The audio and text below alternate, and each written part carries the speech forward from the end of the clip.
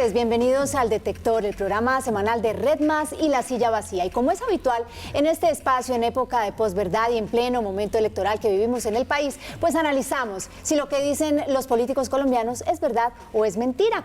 Y el encargado de contarnos si lo que ellos dicen es cierto o no, pues aquí está. Es el subdirector de La Silla Vacía, Juan Esteban Lewin. Juan Esteban, buenas noches, bienvenido, ¿cómo estás? Hola Clara, muy bien, aquí listo para ver qué nos dijeron esta vez. Sí, señor. Bueno, ¿y a quién le vamos a poner el detector esta noche? Esta noche le vamos a poner el detector a Iván Duque, el candidato del Centro Democrático y una alianza un poco más amplia a la presidencia. Es el quinto, el último, el único que nos faltaba por revisar en una serie de entrevistas que hizo en Hora 20, Red Más y La Silla Vacía. Como era el último, pues con él cerramos, justo a 3 días. Sí, señor, ¿no? Porque ya estamos Ya. a nada. Ya se viene la primera vuelta, entonces es importante saber si nos dicen verdad o mentira. Recuerden que nos pueden escribir el hashtag numeral el detector y en este caso también numeral Duque en el detector. Sí, señor, y pues entonces entremos en materia, arranquemos y veamos cuál es la primera, que tiene que ver con su desempeño, su experiencia y la responsabilidad que ha tenido a su cargo. Yo sí tengo mucha experiencia en la vida. No, yo digo ejecutiva. Bueno, ejecutiva. ¿En qué cargo? En muchos cargos. Primero, yo fui consejero principal de Colombia en el Banco Interamericano de Desarrollo. Bajo mi responsabilidad estaban decisiones ejecutivas del banco en muchísimos niveles. Nada más participar en todas las discusiones presupuestales, de manejo de recursos humanos, en aprobar programas de gestión ambiental, en aprobar programas de gestión de política social. También tuve a mi cargo un equipo importante cuando fui jefe de división en el BID y tuve también una experiencia ejecutiva cuando participé en Naciones Unidas. Juanes, esta afirmación es bien importante, pasándola por el detector que nos da. Así es, la revisamos el detector y encontramos que lo que él dice que tiene mucha experiencia ejecutiva es exagerado. ¿Qué quiere decir exagerado? Pues que en este caso tiene experiencia, pero decir mucha y más para ser presidente y manejar pues un estado del tamaño del colombiano y una nación con 50 millones parecería ser demasiado. Juanes, pero como dice un amigo mío, hay que parafrasear siempre a Pambelé, que sí, que es mejor tener que no tener, pero hay unos que han tenido mucho pedigrí. Ah, no, claro, aquí más allá de si esto es suficiente o no es suficiente para ser presidente y demás, es ver si es cierto que tiene mucha experiencia ejecutiva. Básicamente él dice que duró 12 años en el BID, en varios cargos de responsabilidad. Lo primero es cierto, sin duda, aquí les traemos una pequeña nota que sacó El País de España, su despedida, cuando sale después de estar 12 años, que claro, es bastante tiempo, una carrera de 12 años, pero estar 12 años en un lugar, pues no necesariamente implica mucha experiencia ejecutiva, depende de uno que hizo. Entonces él hizo básicamente dos cosas, o tres en realidad, pero vamos a las dos que tienen experiencia ejecutiva según él. Una, que vamos a ver aquí en pantalla cuál es la definición según el mismo BID, es que hizo parte del directorio ejecutivo. Claro, es un cargo. Es un cargo. ¿Qué es el directorio ejecutivo? Es algo así como la junta directiva, donde como cuentan ahí, hay 14 directores ejecutivos en representación de los países miembros. Él era uno. Él era uno de esos 14 y entre ellos toman decisiones. Toman decisiones como una junta directiva, pero no se encargan de ejecutarla directamente. Y la hacen cada semana, ¿no? La hacen cada semana, es como si fuera un pequeño congreso, digamos, donde entre todos deciden. Donde sesionan, discuten, debaten, aprueban proyectos, pero alguien más se encarga de ejecutarlos. Entonces, claro, sí da una experiencia ejecutiva en toma de decisiones quizás, pero no en llevarlas a cabo, no en implementarlas, no en hacer el seguimiento necesariamente del día a día. Entonces, pues sí da una experiencia, pero pues, digamos, alguna experiencia. Y el segundo es que él dice que él fue director de una división. Aquí les traemos un dato clave para entender esa experiencia. Él fue director de esta división, que ven acá en la frase más pequeña, la División de Cultura, Creatividad y Solidaridad, que era parte de un departamento. De las relaciones exteriores de ahí, del BID. Sí, ahorita les contamos eso, qué tan alto queda, pero el punto aquí es que la acaban de crear a inicios de 2012 e Iván Duque estuvo hasta fines de 2013. Entonces, en ese cargo, donde estaba encargado de una división, era jefe, digamos, directamente no era parte de un colectivo, sino era jefe, duró año y medio, relativamente corto. Pero además veamos, y aquí les traemos otro dato que pueden ver el pantallazo, este es todo el organigrama del BID, como lo ven, todo lo que tiene. Hay una asesoría de relaciones exteriores, también Ajá. llamada oficina, que depende del vicepresidente ejecutivo. Y de esa asesoría depende esa división. Ahí está. Esa que dice T. Saldívar, la de mano derecha. Sí. Esa fue la que División de crearon en Asuntos 2012. Culturales, de Solidaridad y de Creatividad, que es el que acabamos de decir que Así era. es, que como ven ustedes, está el presidente, debajo el vicepresidente, luego hay un asesor y luego está la división. Entonces es como de, no es que deje de ser ejecutivo, pero es un ejecutivo, digamos, de tercer nivel, no el ejecutivo que toma las decisiones en el BID. Entonces, sumando todos estos datos, pues lo que queda claro es que él sí tuvo una experiencia ejecutiva, sí manejó una división, uno no puede decir que no. Sí era uno de los 14 que tomaban decisiones claves y estratégicas, pero era uno de los 14. Entonces decir que tiene mucha experiencia ejecutiva, sin duda alguna es algo exagerado. Por esa la calificación.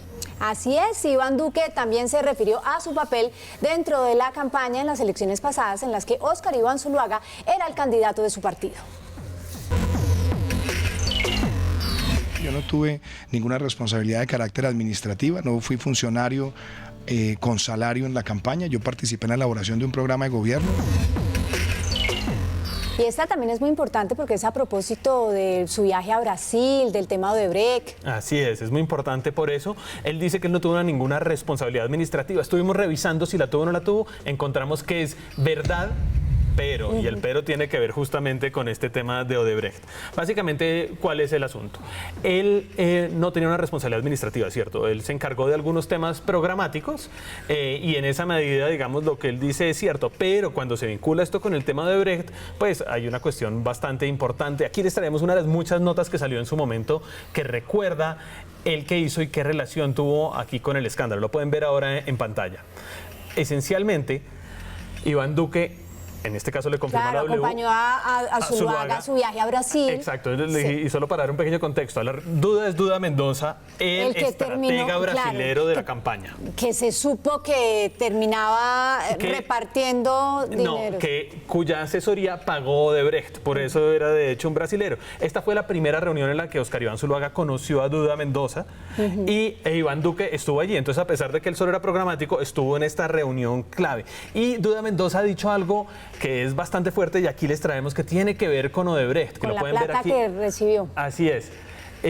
Duda hizo un testimonio donde decía que Óscar Iván Zuluaga, o básicamente que la campaña de Óscar Iván Zuluaga le había pagado 1,6 millones de dólares que no estaban en su contabilidad por su apoyo. No, este testimonio nunca llegó al Consejo Nacional Electoral, no es válido en Colombia, pero él lo dijo.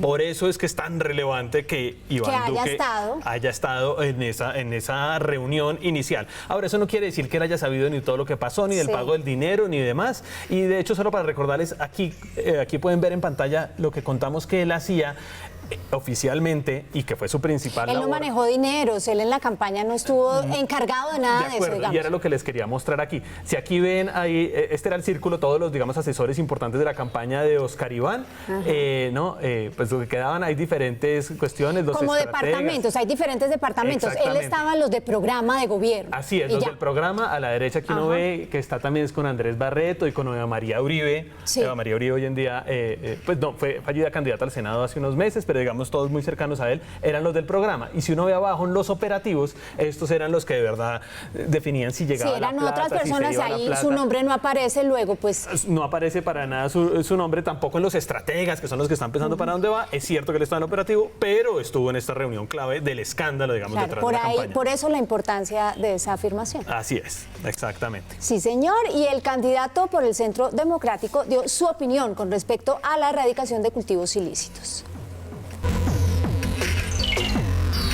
Sustitución y erradicación deben ser obligatorias y lo que tenemos en este momento es una ambivalencia. Juanes, en este tema tan importante, poniéndole el detector, ¿qué nos dice? Claro, pues aquí solo una pequeña aclaración, no estamos detectando la opinión de él, si es válida o no es válida, sino de la premisa de la que parte, y es que no son obligatorias la sustitución y reeducación, porque son voluntarias. Dice, deben ser obligatorias, es que asume que son voluntarias. Revisamos si esta premisa es cierta o no y encontramos que lo que él dice es engañoso. ¿Por qué es engañoso?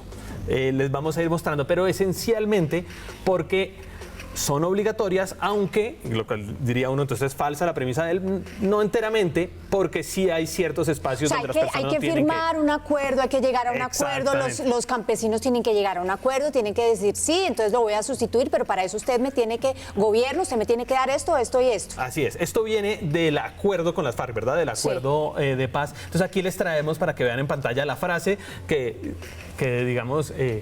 es el gatillo de todo esto, claro. ¿no? Entonces, el gobierno, de no ser posible la sustitución, lo que quiere decir que lo primero que se hace es la sustitución y está sujeto a lo que tú dices, Clara, a una serie de acuerdos voluntarios de los campesinos. Pero si los campesinos no quieren firmar, si no se logran los acuerdos, el gobierno no renuncia a los instrumentos que quedan más efectivos, incluyendo la aspersión, que es fumigación, claro, para garantizar la erradicación. Es decir, ahí entonces vemos que es obligatorio. O sea, si ellos no, si por las buenas, digamos, como exacto, para decirlo coloquialmente, eso, ¿no? si por Así las es. buenas ellos dicen no, pues aquí entonces entra el gobierno a decir, listo, como dicen que no, tiki.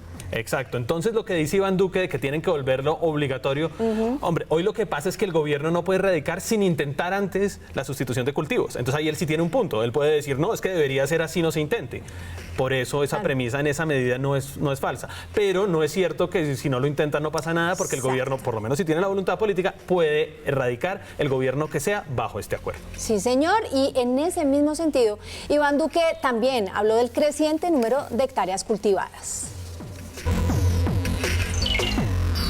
Teníamos 60.000 hectáreas de cultivos ilícitos hace 4 años, hoy tenemos más de 200.000 hectáreas, según cifras que maneja el Departamento de Estado de los Estados Unidos. ¿Será que esa afirmación es cierta o es falsa? Pues eso lo veremos en segundos, porque vamos a hacer nuestra primera pausa comercial, nuestro primero corte comercial aquí en El Detector. Recuerde seguirnos con numeral El Detector y numeral Duque en El Detector. Ya regresamos. Y regresamos aquí al Detector poniéndole la lupa al candidato Iván Duque en su entrevista con Hora 20. Allí el candidato se refirió al número de hectáreas cultivadas ilícitamente en el país. Teníamos 60.000 hectáreas de cultivos ilícitos hace 4 años, hoy tenemos más de 200.000 hectáreas, según cifras que maneja el Departamento de Estado de los Estados Unidos. Esta afirmación es bien importante y todos a la expectativa. ¿Qué, poniéndole la lupa, qué podemos decir, Juan? Así es, revisamos las cifras porque esta es muy sólida, muy fácil de revisar y encontramos que es falsa. ¿Por qué es falsa? Bueno, por 2 motivos grandes. El primero es que él dice que hace 4 años había 60.000 hectáreas de cultivos ilícitos en Colombia. Aquí les traemos las cifras más confiables, las de las Naciones Unidas, la Oficina para las Drogas y el Delito, que muestra ahí hace 4 años, en 2014, teníamos unas 75.000 hectáreas, no 60.000. Digamos, la diferencia parecería no ser tan grande, pero ya muestra que le exagera un poco. Así es. Pero la segunda es que dice que ahora hay 200.000, según el Departamento de Estado. Pues resulta que no sabemos cuánto hay porque no hay una cifra oficial. Porque todavía no hay una cifra oficial. Ellos no han dicho exactamente un número. Así es. Lo que hay es lo siguiente, que ustedes van a ver aquí ahora en pantalla la noticia. El ministro de Defensa, Luis Carlos Villegas, dijo que más o menos un pajarito le había contado un informe preliminar del Departamento de Estado. Esa es la palabra clave, preliminar, todavía no se sabe. No hay una cifra oficial y además no dice 200.000, sino 188.000 hectáreas. Que es cercana, pero cuando se habla de cifras son concretas y son números exactos. Por eso la calificamos como falso. Sí, señor. Y en la siguiente afirmación, Duque se refirió a las inconsistencias frente a la campaña en favor del plebiscito del 2 de octubre. En la propia campaña del plebiscito, los defensores del sí, del gobierno, cuando iban a debates decían, ningún jefe de las FARC, ningún máximo responsable llegará al Congreso sin presentarse a la JEP, sin decir la verdad, sin reparar a las víctimas y sin cumplir las penas transicionales.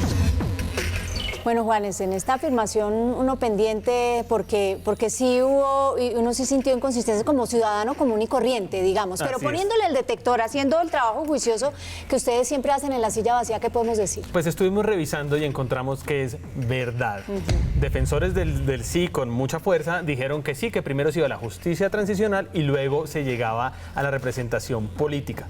Esto es un poco porque se pensaba que iba a arrancar antes la justicia transicional, pero más allá de eso, desde la calle se sintió eso. Y aquí les traemos un ejemplo, solo uno, el de quien en ese entonces era el presidente del Senado, aliado del gobierno, Mauricio Liscano, senador de la U. Esto fue lo que dijo Mauricio Liscano en su momento. Hay un tema de justicia transicional. Para poder que esas personas puedan participar, tienen que contar toda la verdad, tienen que indemnizar a sus víctimas, tienen que ir a tribunales y serán los jueces de estos tribunales los que determinen si les dan el beneficio o no de participar en política.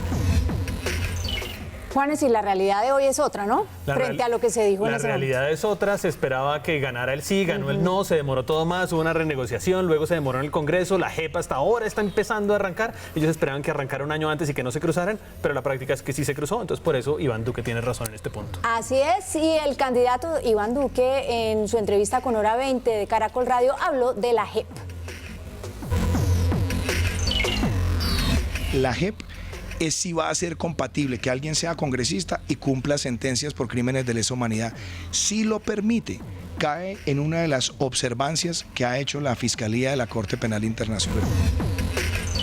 Eso sería como decir, pues, Congreso por cárcel, ¿o qué? ¿Qué le decimos a esta afirmación analizándola? Sí, estuvimos revisando en detalle cuáles han sido esas observaciones de la fiscal de la Corte Penal y encontramos que esto es falso. No ha dicho lo que dice que Iván Duque dijo. ¿Qué es lo que ocurre? La Fiscalía de la Corte Penal Internacional le ha hecho un seguimiento a todo este proceso en Colombia para ver si la justicia transicional de acá es suficiente o no para sus estándares o si termina metiéndose en Colombia. Envió una carta en octubre del año pasado a la Corte Constitucional que estaba revisando justamente la reglamentación de la JEP. Y en ella, según algunos uribistas, dice lo que dice Iván Duque que dijo. Aquí vemos, por ejemplo, que dijo Rafael Guarín, ex viceministro de Justicia, al País de Cali, en respuesta a esas críticas de la fiscal. Él dice que no se puede participar en políticas mientras esté cumpliendo una sanción. Dice Guarín que dijo la fiscal. Pero nosotros, ¿qué hicimos? Fuimos a ver qué fue lo que dijo la fiscal. Él dice en una parte de esta entrevista que le hizo el País de Cali, que está en el párrafo 52 de la carta. Pues y vamos a mirar el párrafo 52. Y ustedes lo van a ver en este momento en pantalla. ¿Qué es lo que dice ese párrafo 52 de la carta del Amicus Curiae?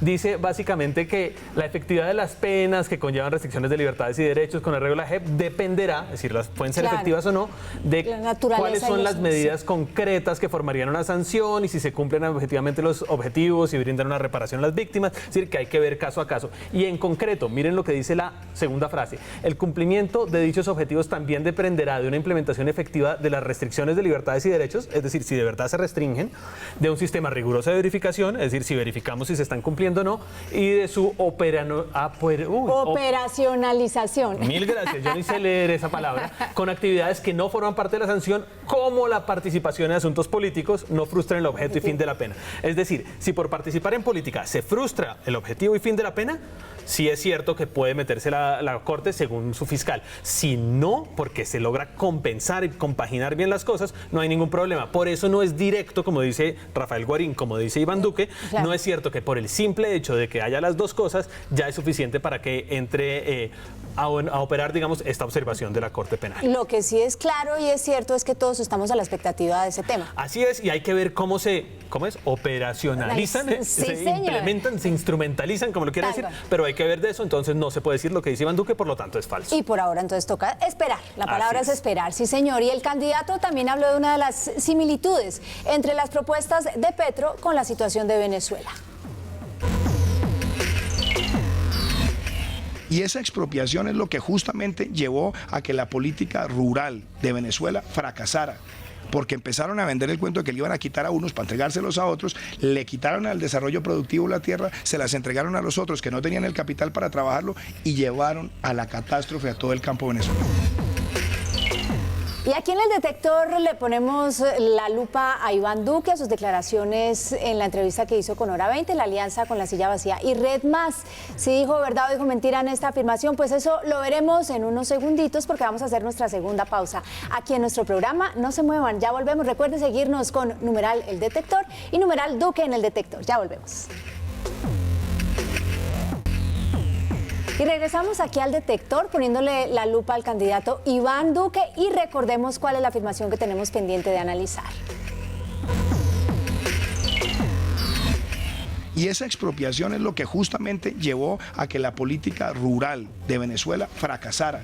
Porque empezaron a vender el cuento de que le iban a quitar a unos para entregárselos a otros, le quitaron al desarrollo productivo la tierra, se las entregaron a los otros que no tenían el capital para trabajarlo y llevaron a la catástrofe a todo el campo venezolano. Juanes, poniéndole la lupa y el análisis que ustedes hacen esta afirmación, que es bien fuerte, ¿Qué podemos decir? Pues teniendo en cuenta solo que vamos a mirar si es cierto lo que ocurre en Venezuela, más allá de si Petro dice lo mismo o no, que es como el contexto, pero lo que ocurre en Venezuela, encontramos que esto es verdad. Hubo unas expropiaciones importantes, no solo de tierras, esa es un poquito la diferencia, y tuvo un impacto sobre la economía venezolana. Vamos viendo una a una. Aquí les traemos una nota que en su momento hizo El Tiempo, cuando hubo esta oleada de expropiaciones en Venezuela. Perdón, no es El Tiempo, es la revista Dinero, perdón, especializada en economía, disculpen. Y aquí vamos contando... De compañías. De compañías, claro. Y aquí está, ¿no?, la compañía eléctrica Seneca y la mayoría de electricidad de Canadá, PDVSA toma control de todos los campos petroleros. Bueno, aquí solo vamos a ver algunos, pero como ven es una línea del tiempo larga. De los frigoríficos. Sí, la siderúrgica, el Banco de Venezuela, que era el Banco Santander Español. Los cementos, todo. Sí, lo que hay es ejemplos, digamos, aquí solo tenemos algunos. Entonces, más allá de esta gran cantidad de empresas que van viendo año por año, ¿qué pasó con eso? Porque la política de Hugo Chávez era vamos a nacionalizar para que la riqueza que se produce en estas empresas sea para el país, se quede acá y sea para todos y se reparta. Sin embargo, lo que se ha visto es que ha habido una caída, no solo lo que ya sabemos de la inflación y demás, sino en un elemento que es central en la economía que se llama la productividad, que implica que por una persona o por una máquina o por una unidad cualquiera que produce cosas, ¿cuánto se produce? Se produce más o menos, digamos, es una medida de eficiencia.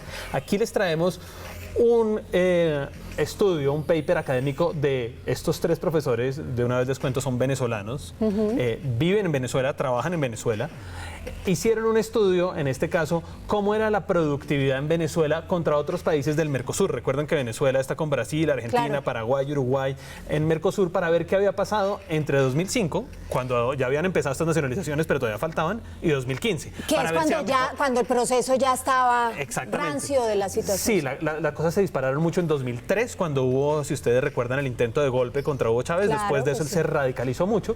Entonces es después de eso y hasta 2015, que es un año más o menos reciente, y lo que encuentran es que la productividad, eso de que uno es más eficiente, digamos, usando, aumenta en todos los países, menos en Uruguay, que se cae el 5%, pero en Venezuela se cae el 30%. Eso es terrible, es brutal, claro, y muestra que no funcionó. La diferencia es gigante y el ejemplo es claro de que así no se deben hacer las cosas, o al menos ese ejemplo de cómo funcionaron las cosas en Venezuela, pues no dio resultado. Así es, y en todo caso, que es para el punto de Iván Duque, en Venezuela esto fue un fracaso, esto es verdad, que es lo que estamos demostrando en esta afirmación. Claro, en ese argumento, digamos, el candidato Iván Duque tiene la razón. Pero entonces aquí ya estamos a horas, digamos, bien contadas, mal contadas, de que llegue el día 0, el domingo, el momento en el que todos los colombianos vamos a tener la posibilidad de decidir a conciencia, de saber quién va a ser la próxima persona que va a dirigir los destinos de todos nosotros.